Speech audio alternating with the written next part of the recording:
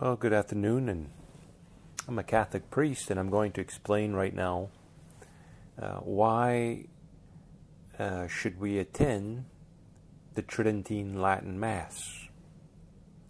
So this is not a talk. I'm not speaking to people right now. I'm just giving a reflection, take it or leave it type thing, which could perhaps help people to reflect and to discern the great riches of the Latin Mass. And so the Latin Mass was celebrated in the Catholic Church for roughly, in its essential elements, for about 1,600 years, up until 1969. So our grandparents, our great-grandparents, and all of that, they have been recipients of this Mass. And so this Mass was also the Mass that was being celebrated during the times of Saint Teresa of Avila, Saint John of the Cross, Saint Dominic, Saint Francis of Assisi, and countless other saints. So therefore, there's nothing in the Latin Mass that is evil or removes sanctity from one, etc. All of that is just mere myths. Quite the contrary.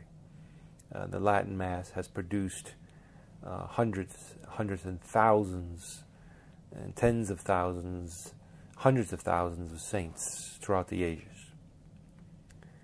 And so the Mass of the Tridentine Mass, so from the Council of Trent in the 16th century, is important because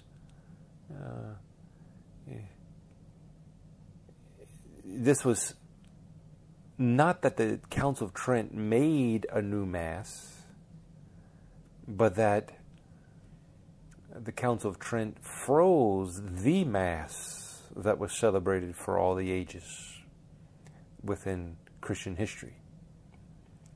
So it wasn't until Pope Paul VI instituted a new Mass in 1965, and so 1965, the hybrids and so forth, but then definitively the new English Mass, or the vernacular Mass, 1969.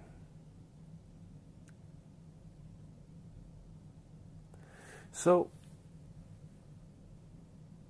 why should we recommend at least an openness to the Latin Tridentine Mass? And it's not just because of something that some pope said, 600 years ago, but rather it's what a recent pope, and a person still living, Pope Benedict XVI, he wrote his Summorum Pontificum the 7th of July 2007. So the Pope wrote that and gave us the idea that we can celebrate the Latin Mass with no more restrictions from bishops, but any priest can say the Mass, the Tridentine Mass, without permission from the bishop, even groups. So any priest can say that Latin Mass and his own private Mass with absolutely no permissions to ask from his bishop. And even community Masses can be said and offered. So this was a huge step forward from the earlier practice before 2007. And then to follow up on that, the same Pope, Pope Benedict XVI, had a follow-up ecclesiastical writing and decrees, is Universe Ecclesiae, May 13th, 2011. Okay. Which made it even clearer the scope and the reasons behind his Summorum Pontificum. Then, of course, we'll also look at a little bit of the Cardinal Ottaviani's intervention in 1969, when he made an attempt to explain to Paul VI the reason for not promoting and not bringing into existence the vernacular Novus Ordo Mass. And then the importance of facing the East, also by Pope Benedict XVI. And then also maybe a word about the veil for women, and then some other concluding points. So first of all, the Summorum Pontificum, Pope Benedict XVI, is July the 7th, 2007.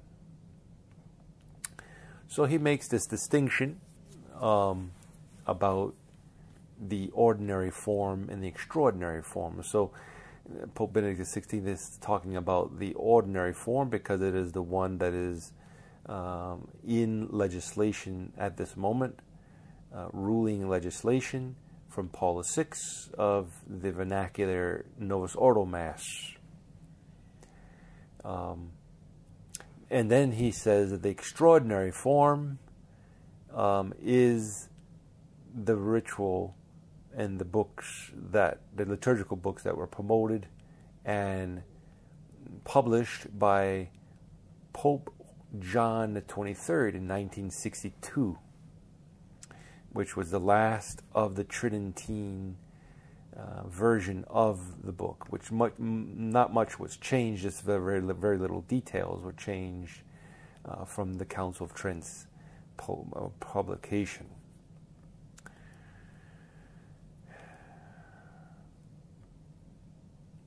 And so, in that Summorum Pontificum, 2007, Pope Benedict XVI makes it very clear that it is not permitted to speak of two diverse rituals. It is the one same ritual, the Roman ritual, and it's just two forms. So that being what it is, that could be argued and spoke of later on by theologians and others interested, but just to make the fact of the decree itself, of what it's trying to say. So there it is. He's making it clear that there's no two distinct rituals. And then it was also declared, which was a breakthrough and let people's jaws drop to the ground because of what people thought of before. But it was affirmed in that document, Summorum Pontificum 2007, that the 1962 Missal was never abrogated. It simply was. And it was therefore permitted. Now, we all got the contrary piece of advice. We all thought that it was abrogated, it was forbidden, and we even had a sense that it was so discouraged that even we thought it would be sinful to say the Tridentine Latin Mass. So therefore, the Pontiff is trying to say there's no contradiction between the 1970 Missal and the 1962 Missal. Therefore, you cannot consider the 62 Missal as something evil and so forth. That's what that means, okay? So it's not contrary to the Catholic faith. It's not contrary to that. Now, our forefathers maintained that the Latin Mass is sacred. And therefore what's sacred for them then is sacred for us now. It's also an idea of Pope Benedict XVI.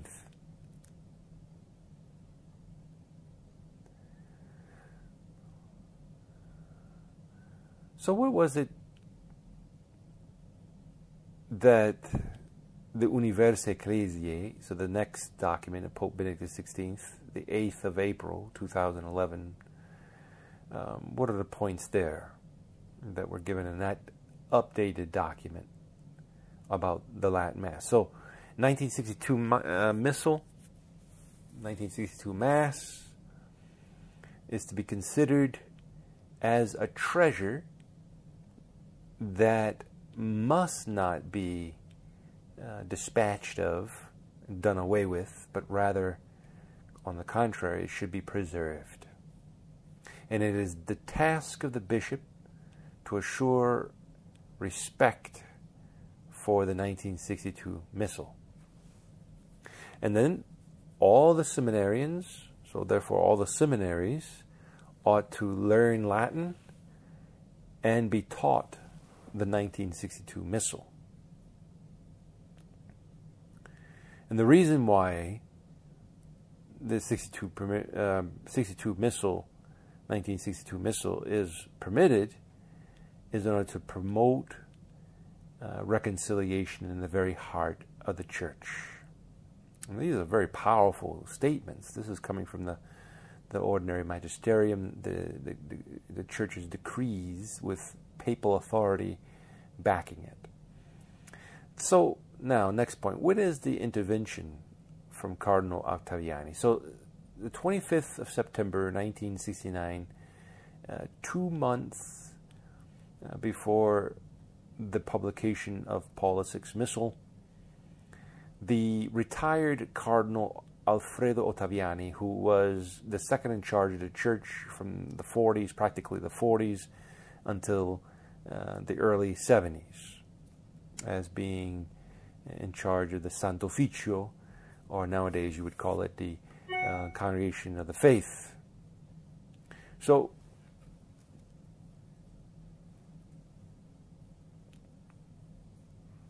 what did that document tell us?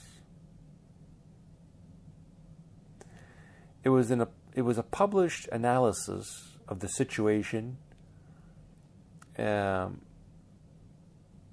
of the change between the two missals, 1962 Missal and the 1970 Missal. It was explained by Cardinal Ottaviani there in that document, that letter to Paul VI, that the 1970 Missal is a departure in Catholic theology, which was promoted and promulgated by the Council of Trent in the session 22 of that same council. And that the Missal, the rituals, the Tridentine Mass, approved by Pope Pius V, which again, we must repeat, was not invented at the Council of Trent, but rather it was kind of like a frozen deal. In other words, the Mass was frozen, the Mass that was always there, with, of course, some clarifying points of development. But in its entirety, its essential elements was preserving the Mass, not so much inventing a Mass of Saint Pope Pius V in the 16th century. So it was sort of a defense, an unsurmountable defense against all heresies directed toward the Eucharistic mystery. And that's what Ottaviani trying to explain to the Pope. Now, next point, the importance of facing the East. So most people say, okay, because of the vernacular Mass, 1970 Missal, the priest, which in the writing actually doesn't say it, but it's been just an unwritten tradition that the priest faces the people. And that's not actually the ritual, the writing in the original Vatican II documents and the documents of the Missal. The Missal says, turning toward the people, then he says, orate fratres, right? Pray, brethren, my sacrifice and your. So turning towards the people, saying that, well, if if he's already turned toward the people already, then why is he turning around saying that to the people? So anyway, so what's the importance of ad orientem? So it's not just a question of having the priests back to the people. That's what most people think. They think he's being rude and just facing away from the people. But there's an entire theological truth and an apostolic tradition when it comes to ad orientem, toward the east. So everyone, priest and people, are facing the east, which is a symbol of Christ rising from the dead. Christ rising from the east. And so Cardinal Ratzinger, the future Pope Benedict XVI, published in a very important book called The Spirit of the Liturgy in 1999, which affirmed that the priest is oriented during the Mass toward the east with the people, and that it is an apostolic tradition. He says the only apostolic tradition that has been so mutilated, so changed since the very dawn of Christianity. And so therefore it is one of the most egregious changes in church history. And nowhere will you find in Vatican II that the priest is to orient toward the people. And this being an apostolic tradition, because we know the Jews before the time of Christ and during the time of Christ, they would all worship facing the temple in Jerusalem. The synagogues and so forth, wherever they were located, they would always face toward the temple.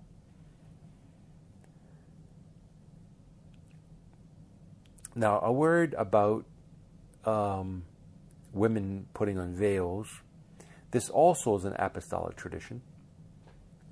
We even have it as to be condemned and excommunicated if a woman didn't have a veil on her head in the church by Pope Linus, the second Roman pontiff after St. Peter. He proclaims that it is absolutely necessary for women to veil. Now, it's very interesting because what happened was that it was never in canon law before, because canon law is something sort of, I mean, you always had canon law, the concept, but a book of all the canon laws, that's more just recent in church history. The biggest accumulation of canons together in a book would be the 1917 Code of Canon Law. That's one of the biggest ones that came up. And that one, it mentions for the first time in canon laws that women should wear veils. And the reason being is that they had to freeze things and put it into legislation, because there were some countries 200 years prior, so in the 1700s, some countries were already starting to deviate from putting on veils on women's heads in the churches. Like, for example, Austria and other types of countries like this. And so it was the first time ever putting it into canon law. So when the new canon law comes out in 1983, it's not stated there. And so people thought that because it's not stated there, that means that the women don't have to wear the veil, since it's not mentioned, even though it was mentioned in the 1917 code. But in the 1983 code, it says that anything that is over, 300, 400 years old of tradition, tested tradition in the realm of piety and pious customs and so forth, these things are to be maintained. And much more so if it has roots in the apostolic tradition. And therefore, the canon law says in 1983, if there are to be new suggestions, new laws and so forth put out forbidding an apostolic tradition and so forth, then they can be ignored. They still stand. Okay? Those new laws could be. That's why Pope Paul VI and so forth did not do anything to abrogate the veil, because they knew it just wouldn't work, because the canon law itself, the very nature, not just because it's a written canon law, a positive law of the church, but rather it's an unwritten law within the law itself in the Catholic religion, that these apostolic traditions could never be abrogated, right? So that's why there was never an official writing from Paul VI and the cardinals and so forth during that time to say that we forbid the veil. It was just silence. That's all. That's all they can do. Just like the Mass, they can only just silence it. They can't decree against the Latin Mass. They couldn't decree against the veil, because that would not make sense, and that would be simply just ignored if the Catholic wanted to, because the Catholic always has the right to the ancient tradition of the apostolic circle. Okay. So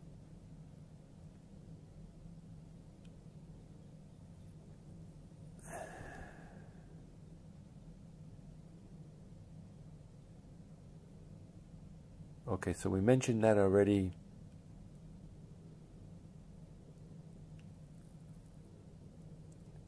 So here are some points that we can conclude with. The 1962 Missal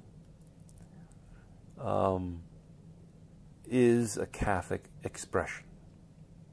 The prayers are highly clear, and they follow with great exactness the thoughts of the saints and the deposit of the Catholic faith, especially about sin. Its description about sin and repentance and mortification. These things are just so pronounced of difference. It's also the sense of reverence, reverence that has been preached and has been underlined by the saints throughout the ages. That reverence is very well established in the Latin Mass.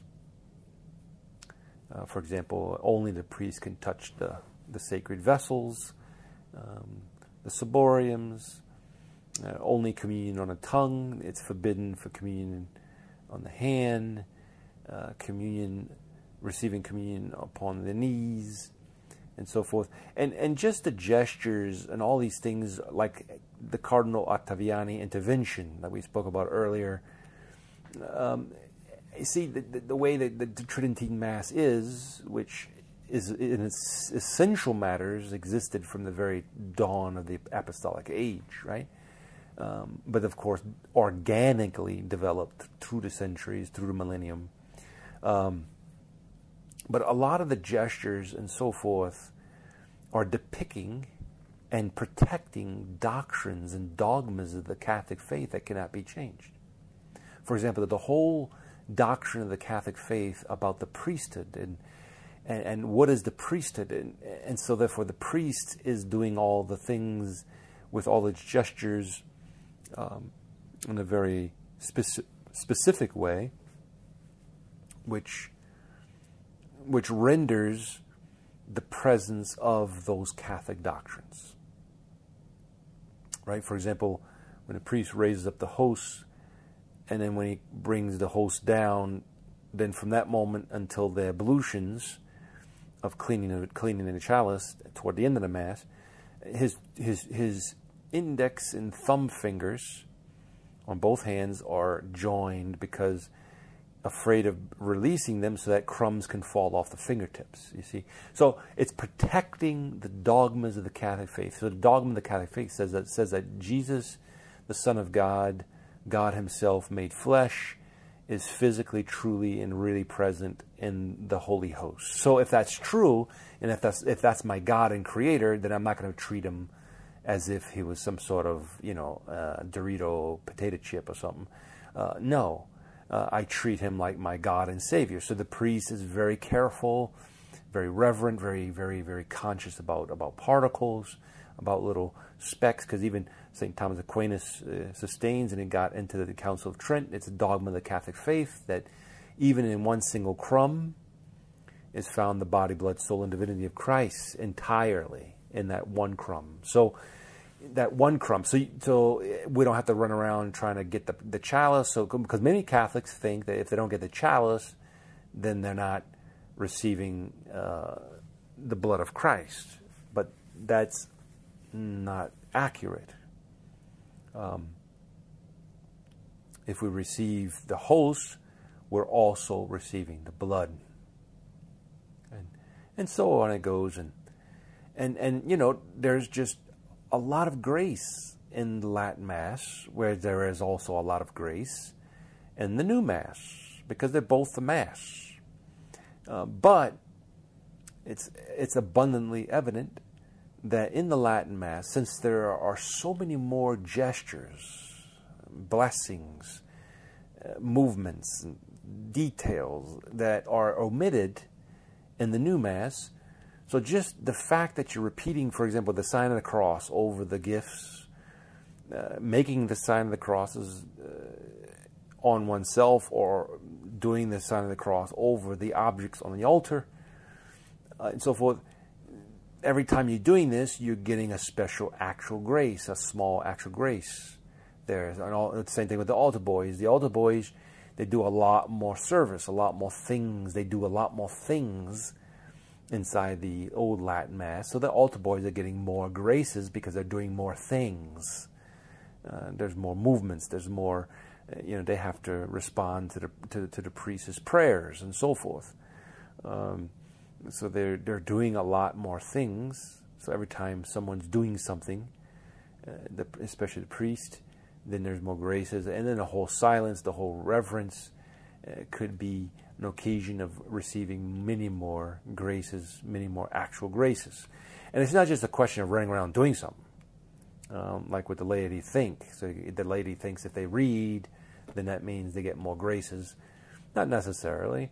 If you pay attention to the priest's reading, when the priest is reading all the readings, if you pay attention to what the priest is reading, you meditate as he's reading and reflect and pray as he's reading, then you receive many, many graces from that. You don't have to be reading yourself in order to receive those graces. It's just you have to be just more attentive, more reverent, more silent, then you can receive more graces. So, in a nutshell, that's a glimpse of the importance of the Latin Mass. So, in the name of the Father, and the Son, and the Holy Ghost. Amen.